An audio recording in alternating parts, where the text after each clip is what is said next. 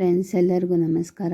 Welcome to my channel. ನೋಡಿ, ದಿನ ನಾನು ಪೆಪ್ಪರ್ ಮತ್ತು ಜೀರಾ ದೋಸೆ ಮಾಡಿದ್ದೆ, ಕಾಳುಮೆಣಸು ಮತ್ತು ಜೀರಿಗೆ ದೋಸೆ ಮಾಡಿದ್ದೆ.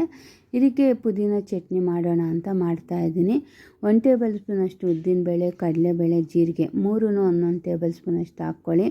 ಕಾಳುಮೆಣಸು ಒಂದು 15 ಮತ್ತು ಮೆಂತ್ಯ ಕಾಳು ಒಂದು ಅರ್ಧ ಟೇಬಲ್ ಸ್ಪೂನಷ್ಟು ಹಾಕ್ಕೊಂಡು ಇಷ್ಟನ್ನು ಕಂದು ಬಣ್ಣ ಬರೋವರೆಗೂ ಫ್ರೈ ಮಾಡ್ಕೋಬೇಕು.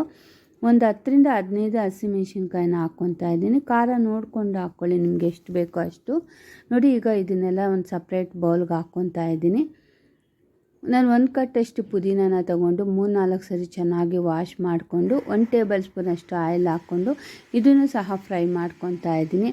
ನೋಡಿ, ನಾನು 2 ವೀಕ್ಸ್ ಬ್ಯಾಕು ಒಂದು ಪುದೀನ ಚಟ್ನಿನ ಅಪ್ಲೋಡ್ ಮಾಡಿದ್ದೆ. ಪುದೀನ ಚಟ್ನಿನ ನಾವು 2-3 ರೀತಿಯಲ್ಲಿ ಮಾಡ್ಕೋಬೋದು. ಅದರಲ್ಲಿ ಬರೀ ಕಾಯಿ ತುರಿ, ಹುಣಸೆಹಣ್ಣು ಮತ್ತು ಪುದೀನ, ಉಪ್ಪು ಇಷ್ಟನ್ನೇ ಹಾಕ್ಕೊಂಡು ಗ್ರೈಂಡ್ ಮಾಡಿಕೊಂಡು ಅದೊಂಥರ ಚಟ್ನಿ ಮಾಡಿದ್ದೆ. ಇದು ಉದ್ದಿನಬೇಳೆ, ಕಡಲೆಬೇಳೆ, ಜೀರಿಗೆ, ಮೆಂತ್ಯ, ಕಾಳುಮೆಣಸು ಮತ್ತು ಹುಣಸೆಹಣ್ಣು, ರುಚಿಗೆ ತಕ್ಕಷ್ಟು ಉಪ್ಪನ್ನ ಹಾಕ್ಕೊತಾ ಇದ್ದೀನಿ. ಇದಕ್ಕೆ ಕಾಯಿ ತುರಿ ಹಾಕ್ಕೊತಾ ಇಲ್ಲ. ಟೇಸ್ಟೂ ಅಷ್ಟೇ ಡಿಫ್ರೆಂಟ್ ಆಗಿರುತ್ತೆ.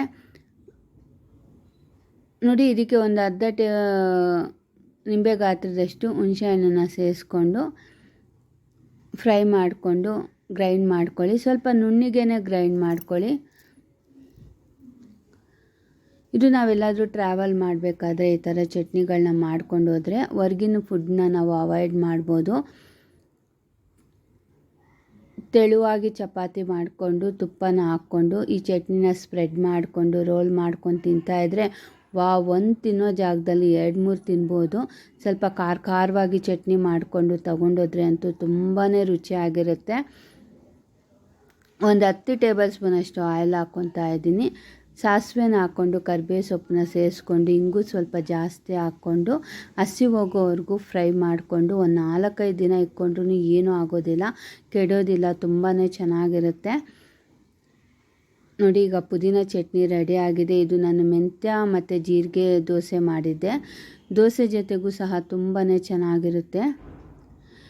ನೋಡಿ, ಪುದೀನ ಚಟ್ನಿನೂ ರೆಡಿ ಆಯಿತು.